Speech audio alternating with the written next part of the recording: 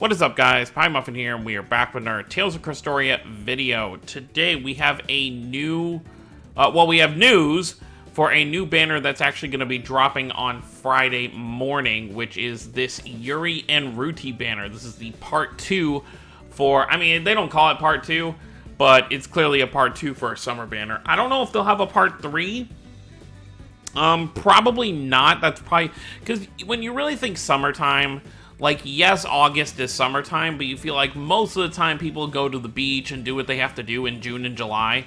So I think this will be it for they probably really just wanted to, and I'm a little upset about something, and we'll go over what that is here in a minute when it comes to this banner.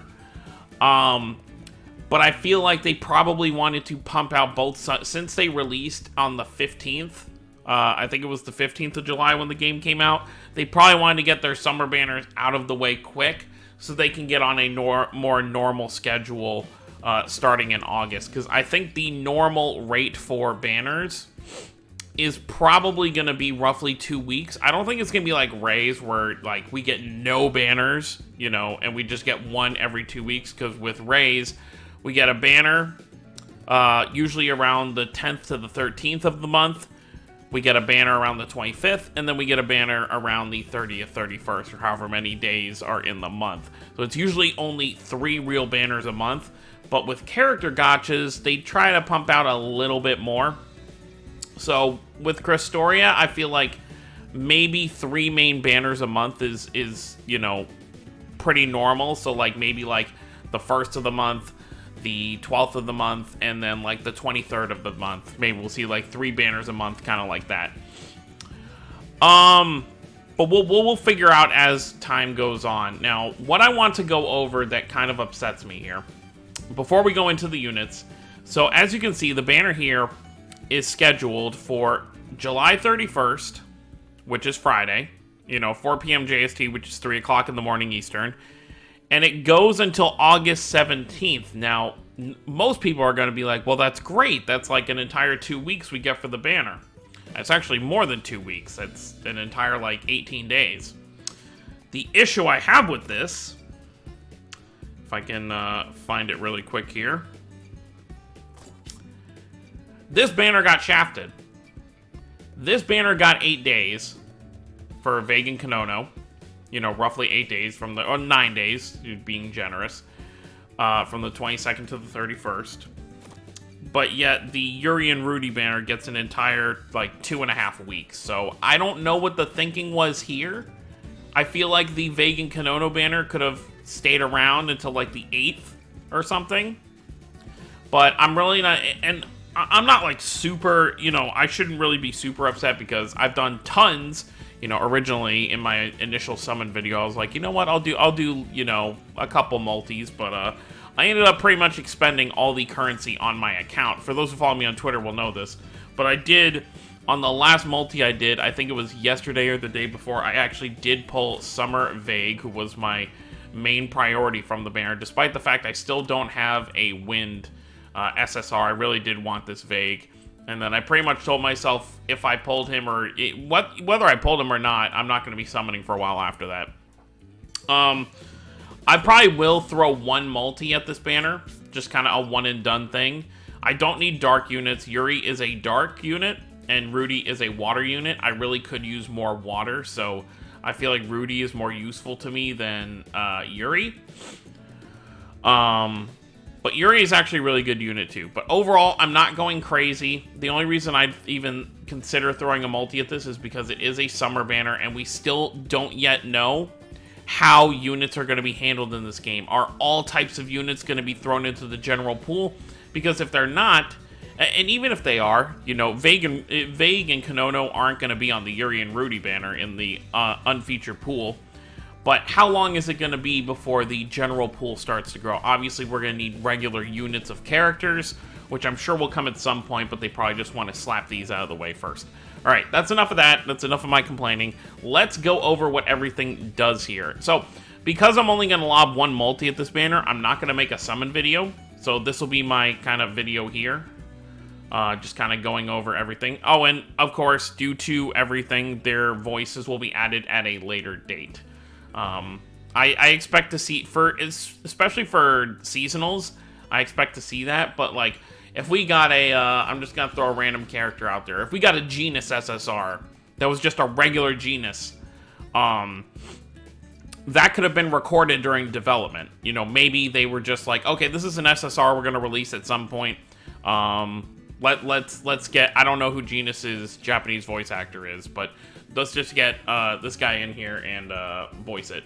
Or girl. I actually don't know if it's a guy or a girl that voices Genus. Okay. So let's go over the Memoria Stones. So Yuri's Memoria Stone is pretty... Okay, so he's another tanky kind of unit. So he gives 24% defense with his Memoria skill, which is okay, that's fine. You know, having tanky units for Dark wouldn't be the worst, because I actually pulled Ludger in my chase for Vague, and Ludger's attack and defense are great, but his health sucks. His health is awful. But I guess, like I said, he makes up for that with his attack and defense. And, you know, you can find a different Memoria Stone that's not Ludger's if you want to kind of balance that out. Like, I could put Estelle's Memoria Stone on Ludger, even though it's not the right type matchup. But Estelle's Memoria Stone gives a ton of HP, so that would make up for that there. So 21,000 HP, 550 attack, and 850 defense. So Yuri's not going to be a heavy hitter. Actually, he's not that bad. I mean, these are his maxed out stats, so... Yeah, Yuri might not be the hardest hitting unit in the game. But let's get... Yeah, he's definitely a defense unit. By the way, he obviously doesn't... I wish he would have fought with water pistols, because it's in the picture here. It would have been so cool. But, no, he just fights with a sword. He just has the outfit and probably has the guns on, like, his hips or something. 30,000 HP, 2,700, 2,750 attack, and 2,600 defense. So he's a pretty well-rounded unit, just stat-wise overall. But obviously with his Memoria, he's going to be more of a defensive unit. But he seems like he'd be pretty balanced. I mean, we'll have to see just with one copy what he kind of looks like. His skill is Loose Water Cannon, which obviously you need max dupes to get a skill. You get 10% max HP to all allies and 10% defense to sword-type allies. So with this Yuri, if you do manage to get max dupes in him, you know, for endgame purposes, you know, later down the line, this will be a unit that you will definitely want to run a full sword team with, for sure. That HP boost is definitely going to come in handy as well. Like, even with 10% to this 30,000, that's another 3,000 you're adding onto that, so that's not bad. Let's look at his arts. Crimson Wolf Strike. Attack is 120%, 2 hits to all enemies. Nice, and attack all unit. We don't have too many of those yet, in terms of SSRs. Additional effect is 100% chance to decrease attack of all enemies by 20% for 3 turns. That's actually very nice. You're really kind of not, especially with Dark being kind of like a double-edged sword, because when you use Dark and you're going up against Light, you're obviously taking super effective damage as well. So being able to, I guess, lower some of that damage is very, very nice. So that's his Mystic Art. Crimson Wolf Strike. It's very interesting that he's a Dark unit, he's a Summer unit shooting water pistols. Well, let me rephrase that. His artwork is of him firing water. His unit is Dark, and the name of his Mystic Art is Fire. I mean, okay. Sometimes you really got to question with what kind of goes on here. His first art is Tiger Blade, which is actually very interesting because a little bit of Vesperia lore here. Tiger Blade was only an art you could get for Yuri if you did a specific side quest. It wasn't something he just learned naturally, so that's interesting. 130% damage, 3 hits, and a one enemy target attack. Additional effect, 100% chance to decrease defense of one enemy by 10% for 2 turns. So that's pretty good. And what's the... I don't think it says the cooldown. I guess we'll have to wait till it's out to see what the cooldown is. I expect it's probably like 2 turns. But lower... So, Yeah, he's just a big debuffer all around. So his first art and his mystic art are both for lowering attack and defense, which is pretty good. So I feel like he'd be great for arena, definitely. As long as you're not getting slapped by some light units. Lone Wolf Charge is just a basic art. 200% attack, 4 hits, 1 enemy. So very hard-hitting move, but no additional effect there, which is fine. I think it's a good balance to have, like, 2 of your... have your Mystic Art and your first art have an extra ability, and then just have 1 that's meant for just hard-hitting. Okay, so let's look at RUTEE. Let's see what she does. So, her Memoria Stone, actually... But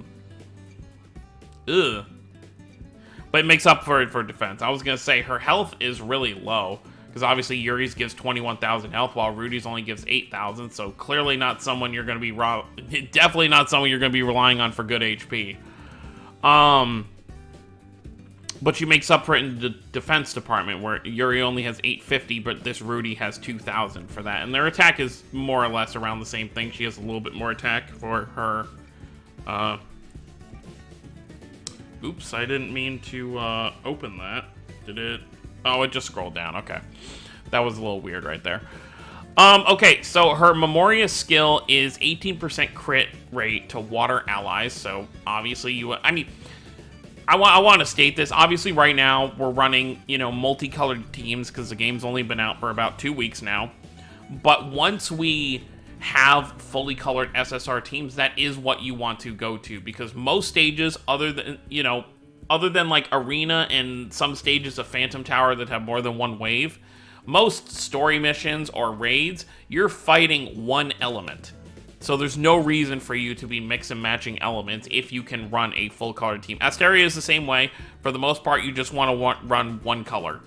So that is what everyone should basically be kind of reaching for right now is, pull for your favorites, but also try and get your team set up.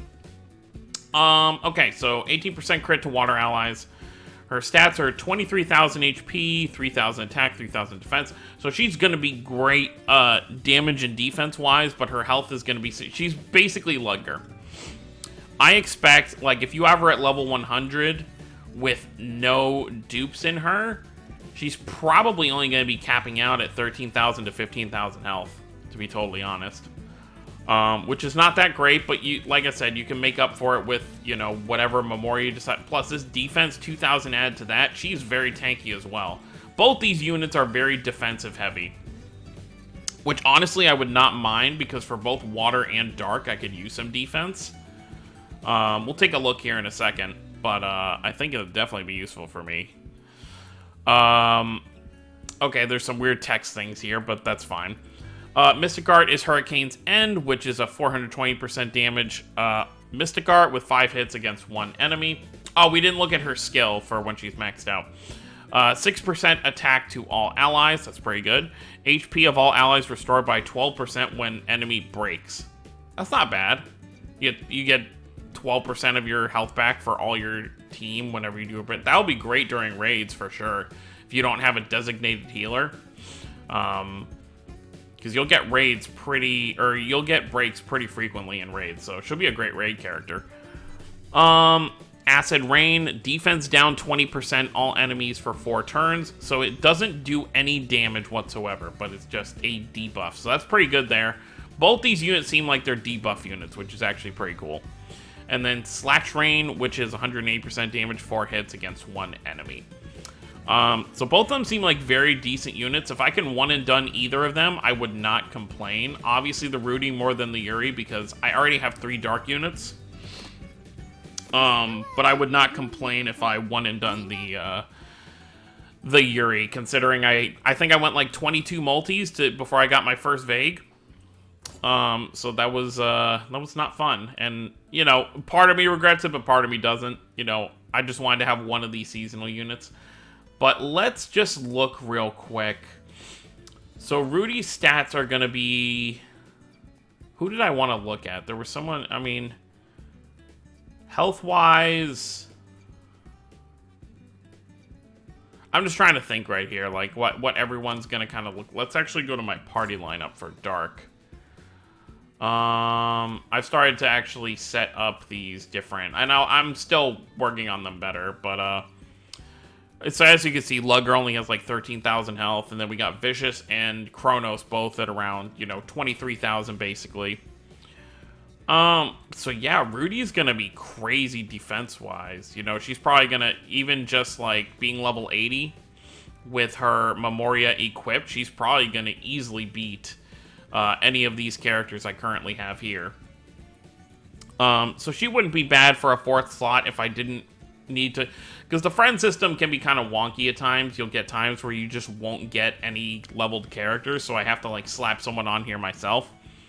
But for the most part, yeah, I wouldn't mind. I guess I wouldn't mind getting the Yuri. I think after the Yuri, though, I would definitely just be like, I don't need any more dark units for like the next like 6-7 months, regardless of who gets dropped. Unless it's like a healer, because I do want to have a healer for every color at some point.